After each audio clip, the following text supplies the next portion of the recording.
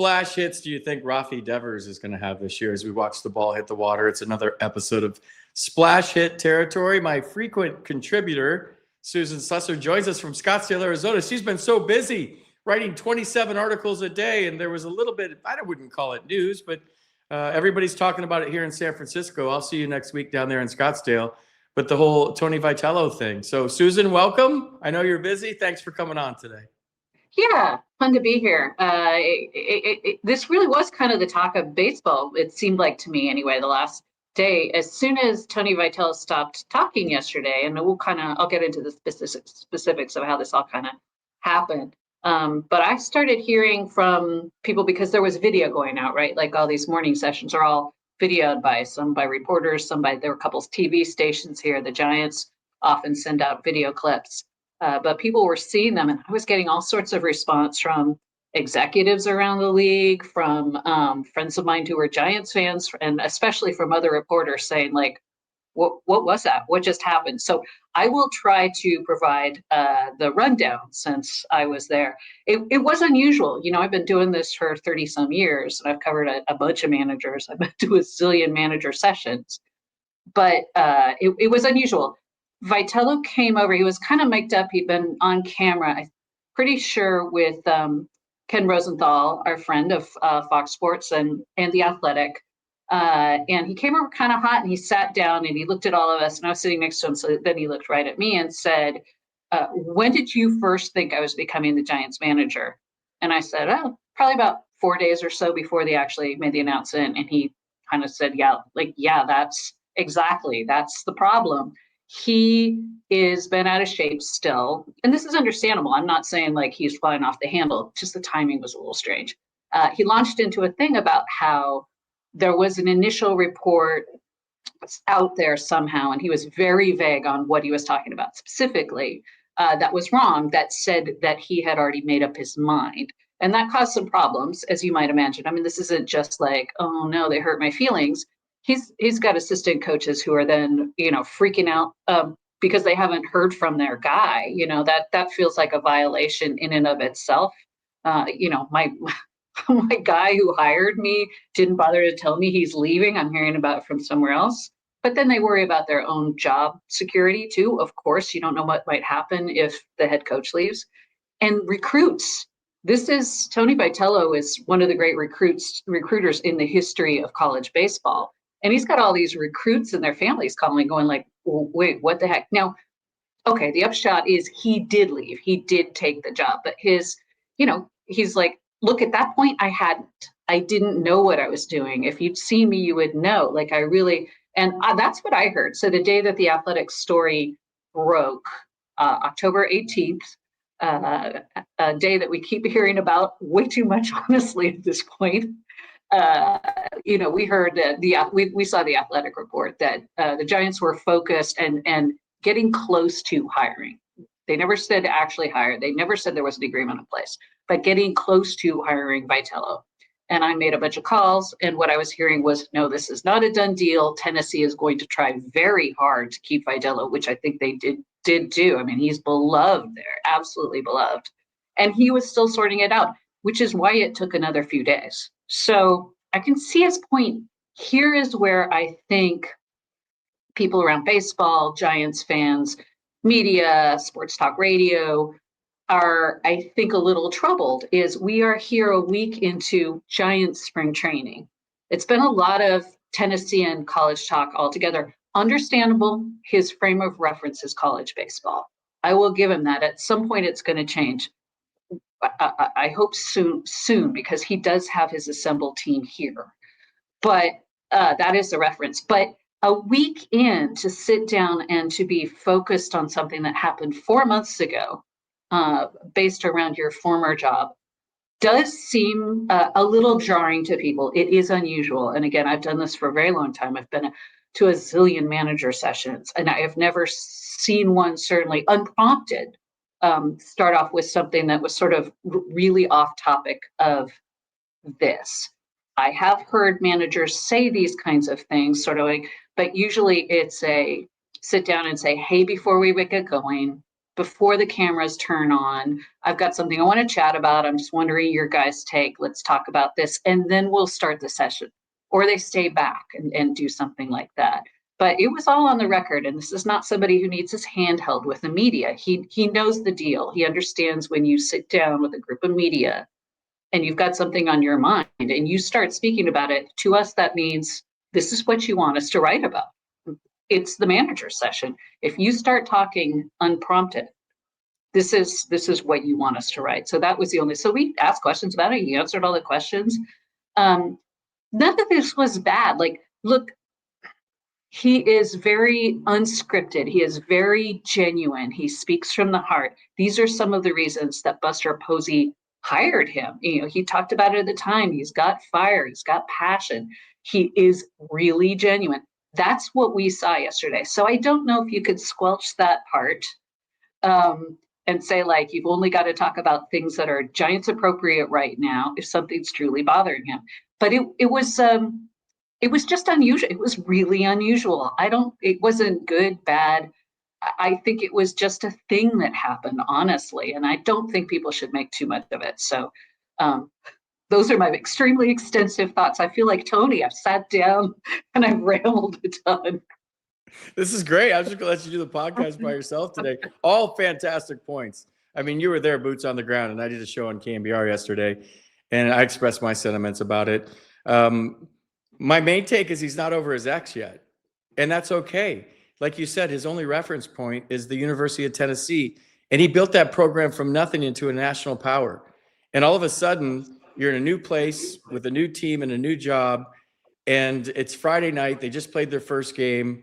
I think, they had renovations to the stadium. I'm sure his phone was blowing up with, "It's not the same without you. We miss you here," and left and right. So all of a sudden, he's feeling a little homesick, and that's okay. And then he does the interview with Rosenthal, who you said in The Athletic had that report on October 18th. I looked it up last night, and it probably triggered him. So he sat down, and what you're getting from a new big league manager is complete authenticity.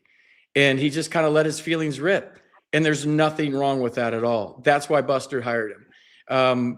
And it's going to take him a minute where that boat gets away from the shore, and the shore is Tennessee, and he lives in San Francisco, and he's walking to the ballpark, and he's the manager of the Giants, and he becomes a fabric of the city and a fabric of the organization.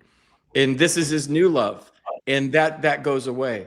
But it's still fresh, man, especially fresh since they just opened their season the other day. And he's probably feeling a little bit guilty for leaving. He's probably hearing it from everybody in a positive way, like, "We miss you, we love you." And then he just comes out and was triggered by something that he felt was reported a little bit too soon. And the one thing I did read, some people that know him very well on the internet, so take this for what it's worth, is when Tony gets on something and it's with the media, he's going to let you know. And so while everyone's going crazy in Giants land about, like, does he really want to be the manager? He absolutely wants to be the manager. He just felt he had to get something off his chest yesterday in a very authentic, open way. And I think I'm not a therapist, but that was some sort of closure for him. Yeah. Where all of this happened at once. Opening day, new stadium, text messages from everybody, an interview with a guy that maybe he was upset with. And that triggered it. And he came straight, my understanding is he came straight from that interview to sit down with you guys. And we're Italian, man. We let our feelings out. We're open. We're honest. We're emotional. And I love everything about it. And I said this on KMBR yesterday, like, while there's a big uproar about it and it's something to talk about, this made me feel like I liked him even more, that this is our manager and he's going to express his feelings to us. My only hope in this whole thing is that he doesn't overcorrect and all of a sudden he's Bill Belichick and he gives you guys nothing. And I don't think that's going to be the case. I hope that's not the case. That kind of guy. Yeah, no, I don't think he could. No, but I didn't. My initial knee jerk was like, whoa, too much Tennessee, dude. Like we got to close the yearbook here, so to speak, and we got to move forward and stop talking about our ex so much. And his ex was gorgeous, man. National champions, national power. He left his ex, and even if you leave your ex, sometimes you're not over your ex. But his new relationship is really hot too. So hopefully that starts to evolve. You start playing some games. You start talking about actual baseball and moves that he made, and all of this is going to be in the past. But like you said, it probably took everybody by surprise. It took me by surprise yesterday. But I think if you're mad at this, that's just weird to me because you have a manager that's showing who he is and he's got a big heart and he's going to let you know. Yeah, in the media, we love somebody that speaks their mind, right? Of course. He, we, I, you know, so many managers, and I've covered great managers, like almost all the managers that I've covered have been really good to deal with. A little exception here and there, nobody bad. Wait, who's the But bad most of one? them, I said nobody bad. Most of them really exceptional in their media duties. But there are a lot of times where what you get is sort of gloss, right? Guys are saying the right thing. They know that they're saying the right thing to say the right thing. You know they're saying the right thing to say the right thing. It's almost like perfunctory. And like nobody digs that. It's kind of like, oh, I don't feel like you really believe this. I'm going to write it down because it's what you're saying. And I can't, we're not allowed to put ourselves inside people's minds. Of course, we're reporters. We're supposed to just do the best job of reporting what's actually happening. But there are times where guys say stuff and you think I don't think you believe that to the point where I almost think it's BS. And so I either just don't use it or I try to indicate somehow like, well, there are other reasons that maybe they might feel otherwise, or, you, the fan, the viewer might want to think about things a little differently than what you're hearing here. That kind of thing. It's real. Those are very tricky. What is great is a guy who just comes straight out and says what he thinks. I'm just in our, like, do you like your buddy who's a straight shooter, or do you like one who like you can't get a straight answer out of? You like the straight shooter. Players like the straight shooter. They like playing for a guy where they know where they stand. So I am never going to rip somebody for speaking their mind. I was actually a little surprised at some of the responses I got from texts from kind of around the country, including like the old timey baseball people who, as you might suspect, we're kind of like, this is a joke. Like, he doesn't even want to be here. This is the Giants. Why doesn't he want to, I don't think that was it at all. And I almost feel like you kind of had to be here, The camera kind of flattens things that are going on. We're all just choosing kind of what we put in, and we're trying to get the most accurate representation of something that happened in front of us. But you can't catch the whole like 360 of something. And it was strange. I'm not going to lie. It was maybe the most unusual pregame session I've been through, and I've had a few. It just was so out of the blue.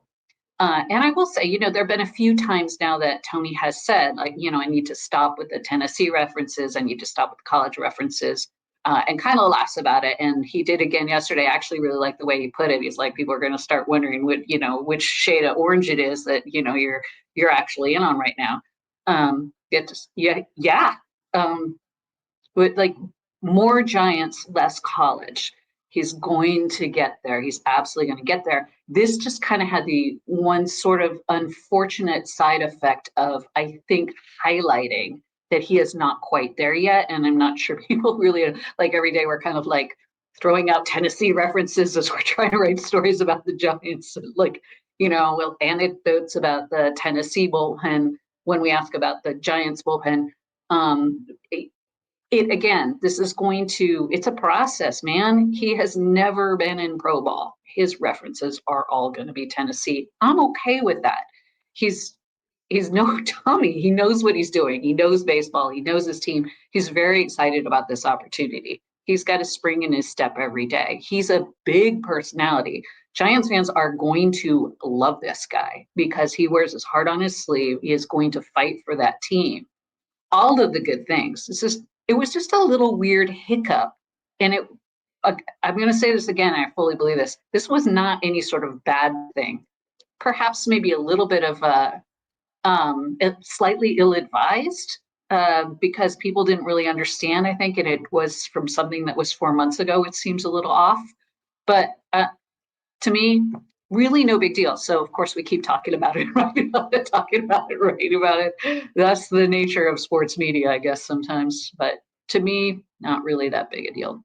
If I was a player in that clubhouse right now, we would have our first kangaroo court, and I would find the manager and make it and make it funny. Can you do that? Yeah, Can you make do it that? fun. Yeah, you make light of it. You say, okay, we've been listening to this stuff. The next time you mention the University of Tennessee, it's $100 fine. And just make it fun that because big salary is going to go away pretty quickly if that's the case. yeah, it's totally understandable. Like that's all he knows. And Susan, like as a player, when you come over from another team, and I did this with the Giants, it was like the first week of camp in Scottsdale, and I was in the training room. I'll never forget. And I was like, well, when we played you guys last year, and when I faced you, or when we faced you, or when we this, and then Rob Nen stopped me. I'll never forget it. He said, no, the Giants are we now. You're not an Expo anymore. You're a Giant. And that happens with a lot of players. When you play in an organization, you refer to that as we when you come to the new organization. And the guys that have been there for a while is like, we is orange and black now. We is not the Expo. So I get the whole transitionary period. I don't think it's a big deal at all. It did give us something to talk about on our podcast, though. And you've made fun of me for this, that I'm his biggest fan.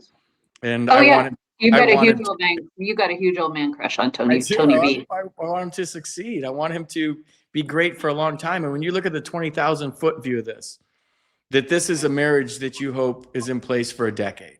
That's why they hired a 47-year-old. It's about the development of Tony Vitello as a big league manager. They don't want to have a press conference every 2 years announcing a new manager. They want continuity. They want stability. And there's going to be a growing process in this, and there's going to be bumps along the way. They're telling us that we need to take a little bit of a break. So we're going to come back. We're going to talk more Tony Vitello because it is interesting. Are we making too much of it? Probably. But we're going to come back because it's interesting, but we got to take a little break first. All right. We got the Warby Parkers. I got the Raiders. But one thing I upgraded to, polarized. Sorry about it. Yeah, these are good, not only for wearing, but also out in the sun. When I become that baseball coach, I always want to be with my kids. I got the Hatchers. They're darker, a little bit wider for my face. They fit perfect. They're comfortable. It's an easy process to order these really, really cool glasses. I am a diehard Warby Parker fan. I do have prescription glasses, and I wear Warby Parker every day for many years. I'm excited about this one. Give it a shot. Warby Parker gives you quality and better looking prescription eyewear at a fraction of the going price. Our listeners get 15% off plus free shipping when they buy 2 or more pairs of prescription glasses at warbyparker.com/foul. That's 15% off when you buy 2 pairs of glasses at warbyparker.com/foul. After you purchase, they will ask you where you heard about them. Please support our show and tell them Foul Territory sent you. Do they have glasses? I need some of those. Glasses that don't reflect the ring light? I knew you were going to say that. The number of people that tell me that all the time. If you're just listening on the podcast, I always have my reading glasses on because I can't see, and the ring light constantly. There's just no. I've tried everything. So honestly, I am going to go to Warby Parker and say, fix this. Find me something. I don't care what it is. Non-reflective prescription glasses. Well, just wrap it up. These are thoughts on that. supposed to be non-reflective, FP. They've let me down. It's fine. Put them on. I like them. Just wrapping the whole Tony thing up, and I probably have to talk about it on KMBR for 3 hours tonight because I'm going on. But I don't think it's as big as everybody wants to make it. It's a nothing burger, and I will guess this, that after the first week of spring training games, no one's going to remember this. No, but we do need a reduction in the Tennessee references. And you know how when like a kid's dad is also the coach, there's either the coach that like totally favors his kid, or the coach that completely ignores his kid and acts like they're not related, and even though he's never met him, right? Those seem like the two. One thing that I think is at some point needs to change a little bit. It just from that kind of perspective, like when we ask questions about like today, somebody said like who's standing out in the bullpen. The answer was Blade Tidwell. We often seem to get the Tennessee guys as the guys who are mentioned. And at some point, if I'm not a guy who went to Tennessee, I might be going like, there's other guys here besides the Tennessee guys. So I know those are the ones he's familiar with. I know those are the ones that kind of jump out. He's just kind of, you would automatically notice them.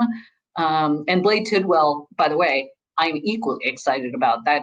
That kid is going to be a stud. And interesting that he mentioned him in the bullpen because, we could see some of these young starters in the bullpen. But he did mention that. But because of the whole Tennessee thing, we're all kind of on high alert. We're like, of course it's Tidwell. So yeah, so it's been weird. But yes, there's other stuff going on here. There's What do you got? other stuff going on here. What do you got? Well, we both stand second to none in our love for Ron Washington, the former manager of the Rangers and the Angels, and of course, longtime A's infield coach. To me, probably the greatest infield coach of all time, or certainly in the last 30 years or so. That he's taken so many players and made them elite defenders in the infield. Lots of gold gloves, a couple of platinum gloves with Chapman, and now he's here. And it turns out, that they add Luis Arias. Arias essentially, Ron Washington was a massive selling point for him coming here. Like Ron Washington said, I didn't come here for Luis Arias, but I think Luis Arias came here for me. And I was like, I could see it. Like he said he's already made like a transformation, and just like the first 3 or 4 days, he was much improved. Wash would know, and he has talk about straight shooters. There is no straighter shooter. If he says it, he believes it. He does not blow smoke. This is not like he doesn't have that bone in his body. Like he is going to tell you exactly what he thinks. But he thinks Arias can be better than average defender, which the Giants would be thrilled with that. Just average would be fantastic. Better than average, they'll take it. But another thing that Wash said, and he's now actually told me like a couple of times, is he thinks Rafael Devers is going to be in the thick of the MVP race. From what he's seen, he is so impressed. And Devers is about to speak to us in the media coming up here pretty soon, so I'm gonna have to get running down there. But a full year of Rafael Devers, if he's healthy, I mean, and somebody like Arias somewhere in front of him in the lineup, somebody like Adames, if Adames is sort of back where he was in the second half last year, rather than his stumble in the first. Chapman, like some reliable hitters, Devers could have himself quite a season. So that, easy to say. That's one of the main things I have my eye on this spring. But it's of course it's Wash who's like, there's going to be the MVP. You just watch. And then he said at one point they could have 3 MVP candidates in the infield, which I don't know. That seems like a stretch, but he's enthusiastic nonetheless. He likes what he's seeing. I watched some highlights yesterday, and Alex Pavlovic, our buddy, tweeted about Devers, and I said he's going to hit 50 this year. Bold statement, Cotton, but I believe he could hit 50 home runs this year. And with Arias and Wash, like none of this surprises me. Luis Arias has a tremendous work ethic, and that work ethic has traditionally been offensive. But now if you got a guy like Wash to inspire you every day, and he opens up the cheat codes, which he does. Susan, like I'm going to toot my own horn for a second. I know this could come shock to you and to the Giants fans, but I made 18 errors my whole career as a major leaguer in 7 seasons. I was good at defense. And when I came to Ron Washington in Oakland at the end of my career, my last year in the big leagues, he taught me things I never even thought of before at second base. And it came so easy, and it came quickly. It's not like he's speaking a love language that you don't understand and you're like, what is this guy talking about? It just clicks immediately, and he sees something, he tells you, and then you do it. He's like, that's it right there. And then you start to want to work for him, and all of a sudden you feel like as a defender you have the cheat codes. And he makes he simplifies everything in a way that, I mean, I had infield coaches along the way that were telling me to do things and I just couldn't do them, and it was forced and it was mechanical. In defense is an attitude. There's confidence on that, just like hitting. And if you can have a coach that you speak the same love language with and that you want to work for, it comes easy to you. And then you start to want to please him. And in pleasing him and showing him that you like him, which he has that relatability factor, you become better as a player. And it's not just on offense with Wash. Like he'll pull you aside on the plane. He'll talk to you about the game itself, how you approach it. We were similar as players. We were both utility guys.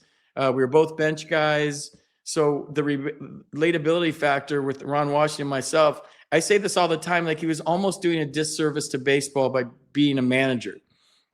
And not that he was a bad manager at all, but his value in the game is coaching. And when you're a manager, you have so many obligations with the media, with this and shaking hands and kissing babies, that you don't get the chance to get your hands dirty and get out there and get on your knees and do the backhand drill that you see all these guys doing now. Like the stuff that Ron Washington did with Ozzie Albies and Freddie Freeman and everybody in Atlanta, in batting practice, you see it every day. Every team now is on their knees right in front of the dugout, and they're doing the backhand and this, and they do all the drills that Ron Washington implemented in baseball. So when you say he's the greatest infield coach in the history of the game, I really can't think of another one, to be honest. So, but that's not a bold statement by you. I feel that, and I've said this many times. So repeating myself, I think it could be the sneaky best acquisition the Giants made in the offseason. He's just one of a kind, and he's so funny. He just warm and loves the players, loves everybody. Like, just if you can't get along with Ron Washington, I don't know what that says about you, but he's got a million stories. He's fantastic. Everything is positive, but this is a guy who's 73 years old, and he had a quadruple bypass last June, and he came back. He's going to do full-time travel. When we first heard that the Giants had hired Ron Washington, we thought this is one of those sort of, he's going to come in and help infielders, a couple times a homestand, something like that. No, he is here. He is on the staff. He is going to be in the dugout next to Tony Vitello. My gosh, what amazing, great experience to have there next to you, and also freaking funny.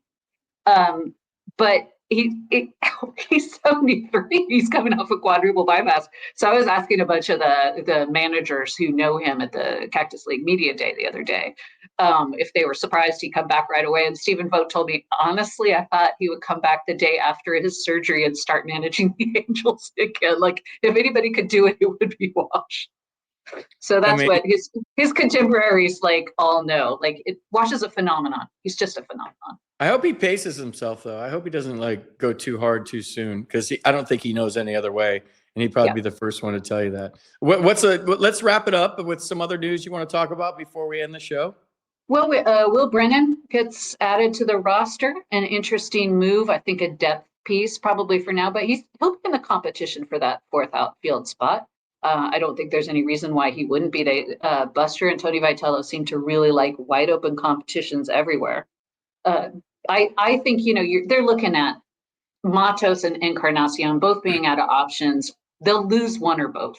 So right there, you need more outfielders, period, for depth here and for once the season starts at Sacramento. So people were kind of why are they picking up yet another outfielder? Don't they have enough to look at? Yes, they do. But they're going to lose probably two of those guys, just from a realistic standpoint. I think probably, a big spring by one or the other, they could be on the team, or they could try to hang on to them for another couple of weeks after the season starts, kind of hiding them on the roster kind of thing, even if they're not necessarily in their plans. You always rather have a guy just outright win that spot. That would be the ideal. And they're definitely in the mix, but I can't see there's any way they're keeping two. So they're going to need a little bit more depth. So I thought that was an interesting pickup. He's really well regarded, Will Brennan, and he's got options left. So he's very flexible. This is one of those absolutely win-win type of transactions. I know sometimes the smaller ones that fans go why are you even doing that? They're all important, man. That's the guy who could wind up coming up because of an injury or something in July and big home run or making a big catch. These things matter. I have so much FOMO right now because I'm in San Francisco and you're in Scottsdale. I can't wait. I'm on my way back. I've got my little break coming up, so I'll be there, and then I think you might be coming here while I'm gone. Are we swapping? We are. You'll do the shows from San Francisco. I'll do them from where I'm staying in Scottsdale. Not allowed in the same state anymore, apparently. We're not. Well, good job today. I mean, boots on the ground. You started that whole thing yesterday. I didn't. I was just sitting next to him. People were like, "Why was he talking to you?" Because I was sitting next to him. Literally, I was in London when the whole hiring thing went down. I was helping out writing and all of that, but making some calls and stuff like that. But man, I he wasn't directly at me. I just happened to be in the line of fire. He wasn't line of fire. He never raised his voice. He wasn't upset. He was irked. He was totally pissed. fine. He was pissed. That's Tony. He was irked. He wasn't I never felt. I certainly didn't feel like it was directed at me. It was just sort of. I think I was the prop. When did you first think that I was coming here? I was like, oh no, my spot. Is this a trick question? Keep asking. Help. Ken Rosenthal irks me sometimes too, so I totally understand. He's one of the titans of our business. He's an irky kind of. He's a little irky kind of guy. Stop it. He is an absolute titan of my I don't business. care. He's been among my absolute idols. So, you know, this is one where I think reasonable people could maybe disagree on what happened there, but their story definitively did not say he was coming to San Francisco. It said that it was getting close. Look, maybe you could argue some of the semantics there. What happened was there were some Knoxville outlets that took that report that it was getting close to mean that it had happened, and it hadn't. So it all kind of went haywire. I'm not sure that anything was totally nefarious even about that. Yes, I'm probably inclined to give my sort of brethren in the media a little bit of a break on that. But I looked through everything at the time and now again to see if there was something that jumped out as like really irresponsible. And Tony, I'm sure would disagree with me, but I didn't. If there is one thing that he was super ticked where it said he is leaving now to go to San Francisco, that seemed like an intentional report along those lines, I'd be surprised. I saw some Knoxville ones citing at the Athletic saying he's leaving, but I think they were kind of just misspeaking, which, you know, that's not great. I won't lie, but I think that's kind of what happened. I don't know. He has not been very specific about it. He just kept saying like, well, I saw a tweet. What tweet was it? Anyway, Anyways, we're done talking about it for a while. I am anyway. I've got a flight later. all right. Good job today. Thanks for coming on. Always appreciate you. And apparently I won't see you soon. So whatever. We'll switch cities. And good job today. We need some subscribers. We're almost at 3,000. You guys like, subscribe.